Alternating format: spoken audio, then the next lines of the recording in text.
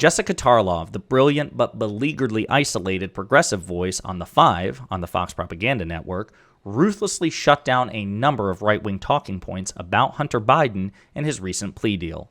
Intrigued? Then click that like and subscribe and enjoy the video.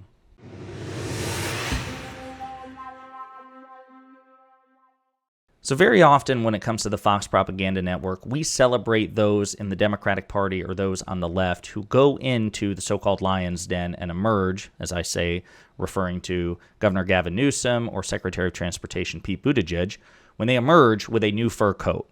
But somebody whose praises we don't sing nearly enough is Jessica Tarlov, who is the frequent progressive guest member or co-host of The Five on the Fox Propaganda Network. And she is one of the five, and she is outnumbered 4-1. She is the lone progressive voice. She is the most frequent progressive collaborator on The Five. And this woman is extraordinary. She is funny. She is patient. She is well armed with the facts. And this is when she's up against the likes of Greg Gutfeld and Jesse Waters and Dana Perino and Janine Pirro, people who are just frequently inclined to either shut her down or try to shut her down, to gang up on her, to gish gallop her. It's really difficult, even when you have the facts on your side, to debate somebody who is basically they have a home turf advantage, right? So the four conservatives on the Five know that their audience, everybody watching them is rooting for them. They have one another to rely on. They have talking points. They have the volume. Tarlov is not the one who's actually hosting, right? So she's not the one calling the shots or directing the segments. They basically turn to her when they're ready to try to get their digs in, and she has a very limited time to basically fend all of them off, like Neo in the Matrix fighting off agents. It's really, really impressive, and she does consistently extremely well. So she, in this recent clip, fact-checked a bunch of right-wing talking points about the Hunter Biden plea with respect to the 2 misdemeanors and the gun felony. And I'm actually probably going to put this at, I can't do it. I was going to put this probably at 1.25 speed. That way it'd be a little bit quicker. But we're going to play through this clip. It's about 3.5 minutes long, but there's a lot here. And again, just the precision and the skill with which she shuts these people down is incredible. And it's not extraordinary. I mean, like it is extraordinary, but it's typical of her. That's how good she is. So let's watch the clip and let her take it from here. Yeah, I could see that. It's certainly been trickling out since Saturday, which was the first official campaign event. And then Hunter was going to be a major talking point on the campaign, and that is slowly going away, but for good reason. So to try to tackle all the points that everybody made, which were aplenty. That's what I'm talking about. She even says it. I have a limited amount of time. I've got to address everybody in real time because you all four got your shots in. You all four were talking smack about Hunter Biden and the so-called sweetheart deal. So now I got to rebut all of you at the same time. So let's go. Anyway, she kind of sets the stage. So what Hunter is not guilty of is being a Republican, but there's a Republican very closely allied with Trump named Roger Stone, who did worse than Hunter Biden. So he tax evaded $2 million, not $1.2 million, $2 million. And guess what happened? He was allowed to pay it back, and he wasn't even criminally charged. Hunter Biden, criminally charged, could face probation. Roger Stone, top guy to Donald Trump, skates free. So this is a great point. So one of the things that you'll frequently hear, if Republicans even deign to elaborate as to whether or not this is a sweetheart deal, is they'll say, listen, the only thing that Hunter Biden isn't guilty of is he's not a Republican, and that's why the FBI is going easy on him. Now, I'll remind you that the person who agreed, the prosecutor who agreed to this plea deal, in which Hunter Biden would plead guilty to a gun felony and 2 misdemeanors, is a Trump-appointed U.S. attorney that President Biden allowed to stay on. He could have fired him at any time, and instead he chose to allow this Trump appointee to continue to investigate his son. As we covered in a previous video, David Weiss, the prosecutor in question, he wrote a letter to Republicans saying, Attorney General Garland gave me ultimate authority over who, what, when, where, and how to charge. So completely kneecapping the idea that there was in any way any sort of Democratic or progressive or leftist inappropriate pressure on this arrangement. So Tarlov points out, listen, you say Hunter Biden's not a Republican. Well, we know one who was, Roger Stone, an infamous Trump advisor, and he actually did something very similar in terms of the tax liabilities, except he didn't pay even more in taxes. And not only was he allowed to pay it back, he was never charged and was never forced to plead guilty in the first place. So actually, Roger Stone, a Trump ally, got it easier than Hunter Biden for doing something worse. So good for her for pointing that out. Let's continue. On that, it seems. Wait, didn't they raid his house? Yeah, I was just going to say, isn't he the guy that went in? I was talking about being criminal. No, you say guns a-blazing about everyone just because someone is carrying a gun. No one shot up any houses. Oh. No one was forced out of their house that in their underpants. That was the one where they tipped off CNN, though, to be there for the huge crime of having CNN there. Okay. But I like the fact that you like guns now. See, all these deflections and gish gallops are like, listen, when Roger Stone was arrested, CNN filmed the whole thing. Aha! But that's a red herring. That's irrelevant. That has nothing to do. There's, number one, that has nothing to do with any sort of federal prosecution presence. There's no litigation involved there. There's no allegations of a crime. But see what they do? They're all scrambling. They're like, oh, damn, she's right. Roger Stone did pay even, or did refuse to pay even more in taxes, tried to cheat the IRS out of even more money in taxes.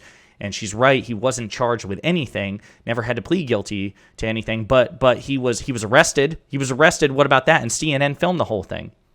Just absolute nonsense. And she was right to just dismiss it out of hand. I really don't. And actually, I think that there should be stricter gun control in this country.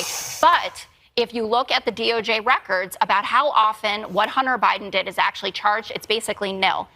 I'll tell that to Lil Wayne. Do you notice I didn't interrupt a single person on the panel, so just give me a second. I am so sorry. In 2019. So it goes to show the weakness of their position. Again, they outnumber her 4-1. She didn't interrupt them all. She took notes. She listened to every criticism they had. But they are so terrified because even though she's outnumbered in person, she outnumbers them on the facts by far. And so they have to interrupt her. They have to interrupt the stream of consciousness. They have to hit her with one red herring after another to throw her off. And so she points out as well, when it comes to this particular charge that Hunter Biden is pleading guilty of, it is relatively rare. That's not to say nobody has ever been charged with it, but it is relatively speaking rare. So you could make the argument that actually the Department of Justice went out of its way to make an example out of Hunter Biden by hitting him with a charge that very few people get. It's not very common. Let's continue. There were 298 cases brought of people falsifying their gun application records out of 27 million background checks that were completed. That's the year that Hunter Biden got that weapon. That means that this is something that doesn't get charged. If you want to say to the DOJ, you should be charging on this, go ahead and do that. But there's no reason that Hunter Biden should be the exception to this. In terms of David Weiss, who you say was hand-selected by the Democrats, Donald Trump said he's someone who shares his vision for making America safe again. That is a quote from Donald Trump. That is not a quote that was put in front of him. So he's a completely disingenuous No, because fool not everybody no selects control. all of their prosecutors in all 50 states, Jessica. How do I know that? So notice again what Jesse Waters is saying. Jessica Tarlov is hitting him with a quote from Donald Trump. Hey, Donald Trump said this about the Trump appointee, that David Weiss, the Trump appointee who accepted the plea deal from Hunter Biden, shared Trump's vision of America. And Jesse Waters smugly but stupidly is like, well, Donald Trump didn't select him anyway. He just read what was put in front of him. So as Jessica Tarlov points out, so what you're saying is he's a liar. Trump doesn't know that Weiss shares his vision for America, but appointed him anyway and claimed or suggested that the two knew each other and that they had some sort of rapport, which is why he appointed him to the position in the first place. Jesse Waters is being incredibly dishonest here because you either accept Trump's words at face value, which was that he knew who Weiss was, he appointed him for a reason, and that reason was he believed that Weiss shared his vision for America, or Trump is a lying idiot. It's one of the two. Either way, Waters loses. And it's great that Jessica Tarlov points that out. You got. You know a lot of things that I don't know because they're made up, invented in your head. So Invented? Hunter Biden's a criminal. And they didn't even bring the laptop into the case. You think that's justice? You think that's justice? I want Brett Baier to add David Weiss to that incredible list of terrible losers that Donald Trump gave jobs to and then has to turn against. It's ridiculous. The man and Carper is not... picked him. Well, how do you feel about the fact that that gun ended up in a... So there again, no addressing of the fact that, Jesse, if what you say is true, Donald Trump picked yet again another idiot, another biased idiot, which is also, Jesse Waters in a debate, in the logic, is just checkmated. He's screwed no matter what. No matter where he moves, Tarlov has him. If what Trump said is true, then you should accept the results of David Weiss's plea deal with Hunter Biden, because it was a plea deal reached by a man who shares Trump's vision for America, in which case it should be acceptable to you, so we win. Or you say, Trump was wrong, in which case he's a disingenuous fool, in which case we win again. Or you accept the fact that Donald Trump picked yet again another moron to fill his Justice Department, in which case we win again because Trump loses. So it doesn't matter. The fact of the matter is Trump is wrong and Trump sucks no matter what the result of this is. And I love that. So good that Jessica Tarlov is to his face confronting him with that fact.